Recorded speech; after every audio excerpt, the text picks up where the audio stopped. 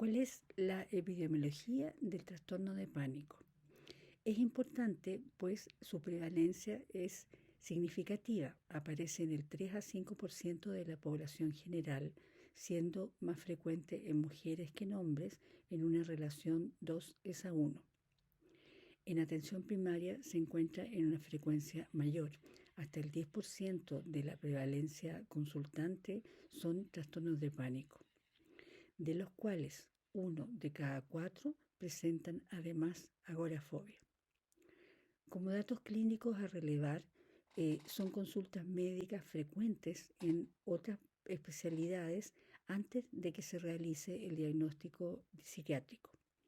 El inicio típico es entre los 20 y los 30 años y tienen una altísima comorbilidad. Durante el diagnóstico del trastorno de pánico o después, en el transcurso de la vida, el 80% presentan alguna otra patología psiquiátrica, lo que genera un costo económico significativo y un impacto funcional severo en la calidad de vida del sujeto. Los criterios para diagnosticar una crisis de pánico, que es el antecedente para el trastorno de pánico, son presencia de miedo intenso o un severo malestar físico general con al menos 4 síntomas físicos autonómicos o cognitivos de la lista diagnóstica. De los síntomas físicos pueden aparecer palpitaciones, sensación de taquicardia, sensación de sacudidas del corazón, sudoración de manos o de todo el cuerpo, temblor o sacudida de grupos musculares, sensación de ahogo o falta de aliento, opresión o dolor torácico, náuseas o malestar abdominal, a veces incluso diarrea, mareos, inestabilidad, sensación de embotamiento, escalofríos o sensación de calor o bochornos.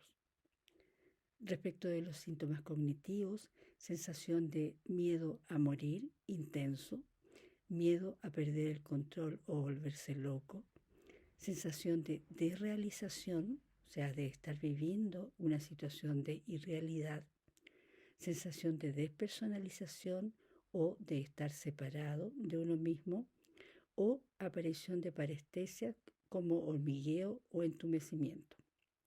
Resulta fundamental decir que este episodio se inicia en forma súbita. El sujeto está asintomático y en un transcurso de 10 minutos se instala toda la sintomatología antes descrita, la que se vivencia con alta intensidad durante un periodo de 5 a 20 minutos y desaparece prontamente. Muy extrañamente excede una hora completa. Si estos síntomas se mantienen por más tiempo, debe considerarse otra patología. Cuando nos enfrentamos en un servicio de urgencia o en un servicio de atención primaria a un paciente que presenta una crisis de pánico, debemos considerar el tratamiento de la crisis, pero en primera instancia realizar un diagnóstico diferencial. La crisis de pánico en sí misma no es grave, pero siempre existe la posibilidad de que no sea una crisis de pánico y sea una patología cardiovascular, endocrinológica o de otras áreas médicas que sí tengan morbilidad y mortalidad, como en lo cardiovascular, un infarto agudo del miocardio, arritmias ventriculares, un síndrome coronario agudo, un prolapso de la válvula mitral sintomático o una crisis hipertensiva. En los trastornos endocrinológicos podemos encontrar una crisis hipertiroidea, hipoglicemia, una crisis de feocromocitoma, una crisis de hiperparatiroidismo o un episodio de síndrome carcinoide. Otras causas médicas son abstinencia alcohólica o abstinencia de fármacos sedantes, principalmente benzodiazepinas, enfermedad pulmonar obstructiva, asma, trastornos vestibulares, epilepsia del lóbulo temporal o crisis de ingesta de sustancias como cocaína. Para poder descartar estos diagnósticos resulta necesario evaluar médicamente al paciente con examen físico completo y realizar exámenes de laboratorio básicos y electrocardiograma para poder descartar. Entonces, ¿cuál es el manejo de una crisis aguda de pánico? Evaluar, descartar patologías orgánicas, monitorizar y mantener al paciente en un ambiente que le ofrezca tranquilidad y seguridad. Explicarle claramente sobre lo que ocurre, normalizar los síntomas en el sentido de explicar que si bien son muy molestos y difíciles de tolerar, no son peligrosos. Ayudar a que disminuya la angustia con técnicas de respiración diafragmática lenta y desmitificar algunos temores catastróficos que pueda tener el paciente. En cuanto a la intervención farmacológica, se puede usar benzodiazepinas sublinguales si es necesario, alprazolam entre 0,5 y 1 miligramo, clonazepam entre 0,5 y 2 miligramos y esperar 20 a 30 minutos para esperar el efecto. Se programa un seguimiento inmediato, se coordina con el paciente el control en su consultorio o en su servicio de salud para ser controlado en 1 a 2 semanas. Se inicia un tratamiento preventivo con dosis limitadas de benzodiazepinas y se entrega un plan de actuación. Se informa sobre la naturaleza del trastorno, se evita el reforzamiento negativo de evitación y se le entrega técnicas de autoayuda para futuras crisis, identificando los desencadenantes de esta crisis y adelantando cuáles otros pudieran favorecer nuevas.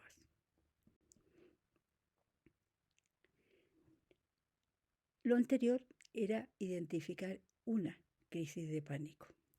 Ahora, cuando hablamos de un trastorno de pánico, primero debemos tener un sujeto que ha vivenciado ataques de pánico recurrentes e inesperados, como el que mencionamos recientemente, pero que posteriormente al ataque de pánico el sujeto queda con preocupación persistente por padecer nuevos ataques o sus consecuencias, y se observa cambios conductuales maladaptativos significativos como evitar salir de su casa, evitar transportarse en medio de transporte donde sea difícil salir.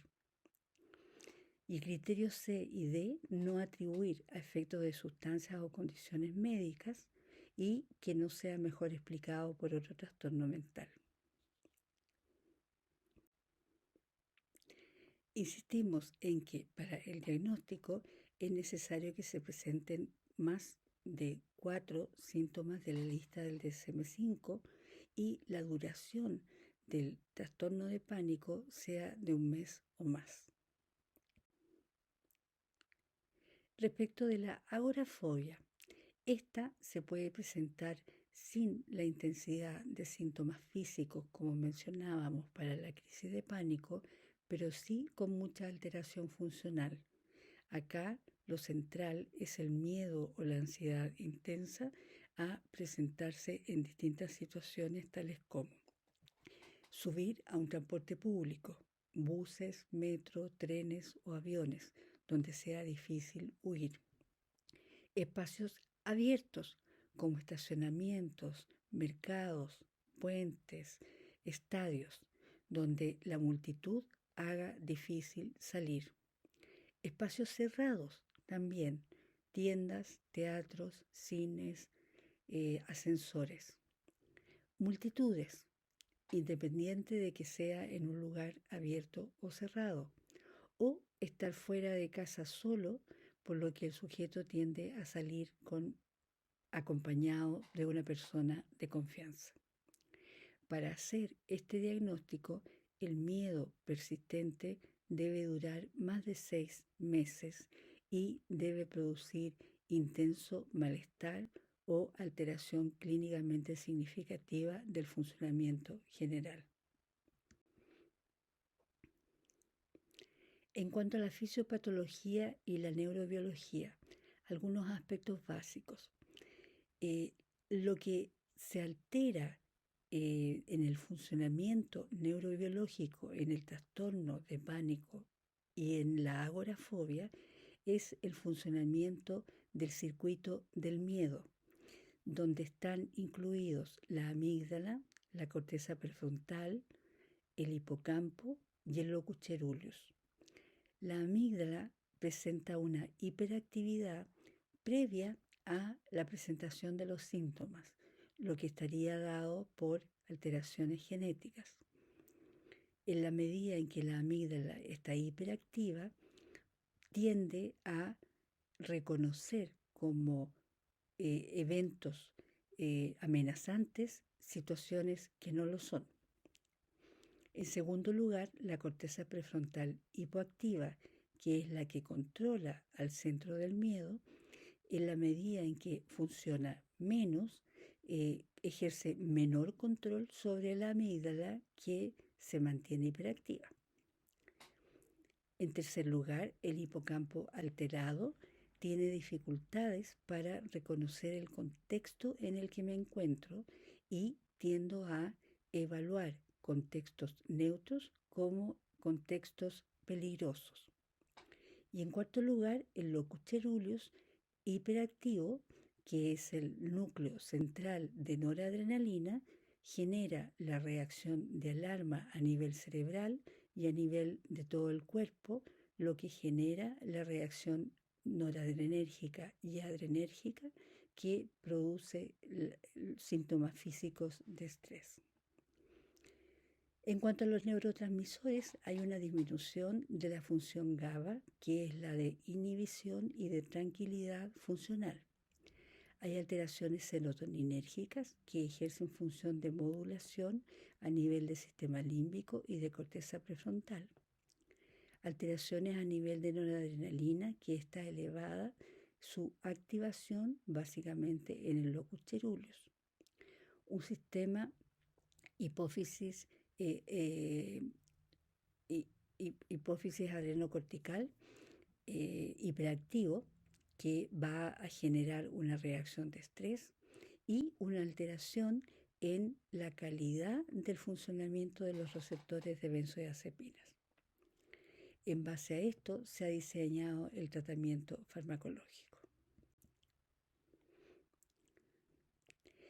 Se menciona la patología neurobiológica. Sin embargo, esto no es lo único que existe en biología. Se sabe que hay factores genéticos. Se ha mencionado que hasta el 40-50% de los pacientes tienen antecedentes familiares y tienen genética relacionada con alteración de la neurosecreción de serotonina, noradrenalina y GABA. Hay genes implicados y polimorfismos de transportadores de serotoninas bien identificados. Mencionábamos que hay una alta comorbilidad de hasta 80%. Estos sujetos tendrán una prevalencia de vida de 60 a 70% de depresión mayor, 50% de trastornos fóbicos de cualquier tipo, 30% de abuso de sustancias, tema a considerar para el tratamiento con benzodiazepina, y 30% de trastornos de personalidad. En cuanto a otros factores neurobiológicos, tenemos que el temperamento ansioso previo favorece la respuesta a la crisis de pánico, que la sensibilidad a la ansiedad dada por un temperamento basal, dado por una genética, favorece este tipo de reacción. La hiperactividad de la amígdala y las alteraciones de los neurotransmisores también se constituyen en una fuente favorable para desarrollar este tipo de patología.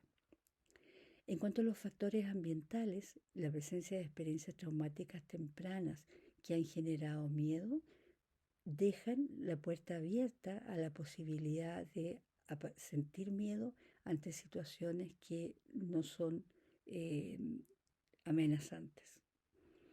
Estrés vital significativo, apego inseguro en la infancia y otros eventos vitales estresantes de cualquier tipo.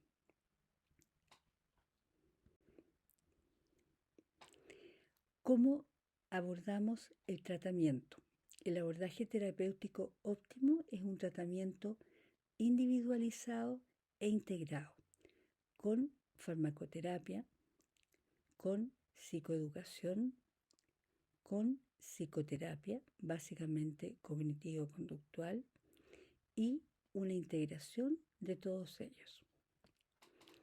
Los objetivos del tratamiento son reducir la frecuencia e intensidad de las crisis de pánico, disminuir la ansiedad anticipatoria, eliminar conductas de evitación agorafóbicas, tanto eliminar como evitar que aparezcan, mejorar la calidad de vida y el funcionamiento general del individuo y prevenir recaídas a largo plazo. En cuanto a la farmacoterapia de primera línea, se recomienda fármacos inhibidores selectivos de la recaptura de serotonina, como sertralina, paroxetina, fluoxetina y citalopram. Se eligen porque tienen un perfil de seguridad favorable y pocos efectos adversos de importancia. Tienen eficacia demostrada tanto para el pánico como para la agorafobia y baja toxicidad en sobredosis, además de no generar dependencia.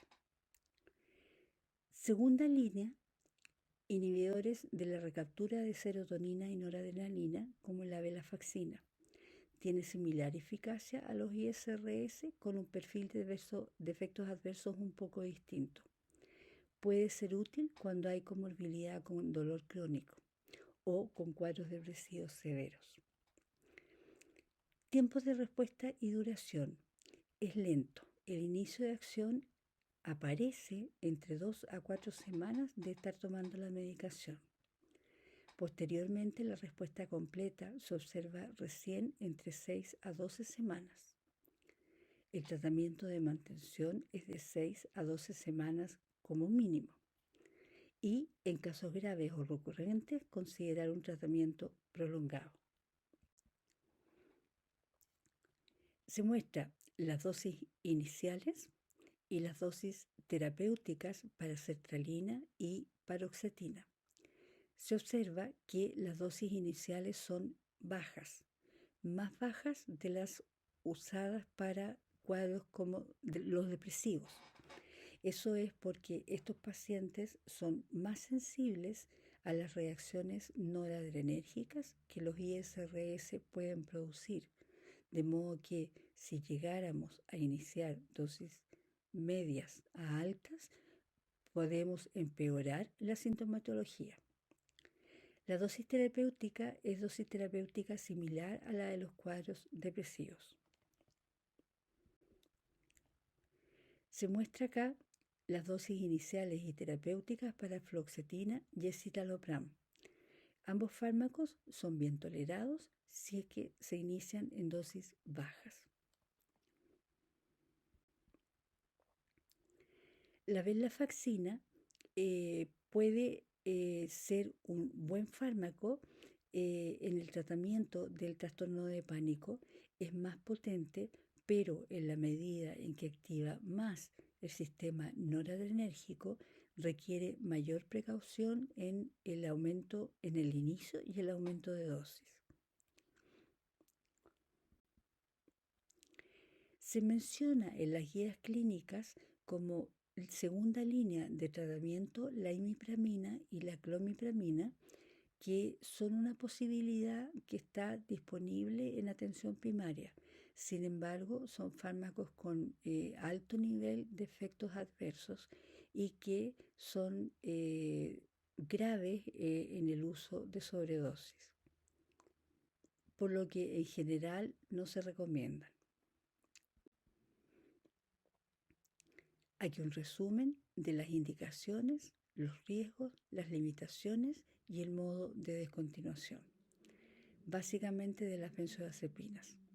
Estas se pueden usar en un inicio por las primeras 2 a 4 semanas en dosis bajas y explicando al paciente que no son el tratamiento farmacológico central, sino que un coadyuvante que se usa porque tienen un inicio de acción rápido.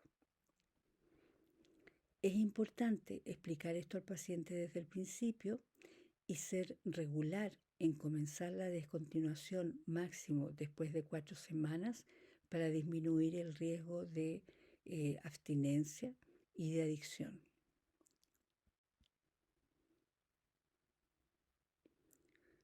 Se describen los efectos adversos frecuentes, los graves y la forma de monitorizar los efectos de cada uno de los medicamentos. ¿Qué ocurre con la agorafobia? El tratamiento es relativamente parecido. Se usa una combinación sinérgica de la farmacoterapia a las mismas dosis que para el trastorno de pánico, junto con terapia de exposición gradual, que es parte de la terapia cognitivo-conductual. Se realiza prevención de recaídas con un mantenimiento farmacológico durante 12 a 24 meses después de la remisión completa de los síntomas. Se realiza una descontinuación gradual con terapia conductual concurrente y un seguimiento regular para detectar signos tempranos de recaída. En los casos resistentes se puede agregar pregabalina, gabapentina a el tratamiento con ISRS.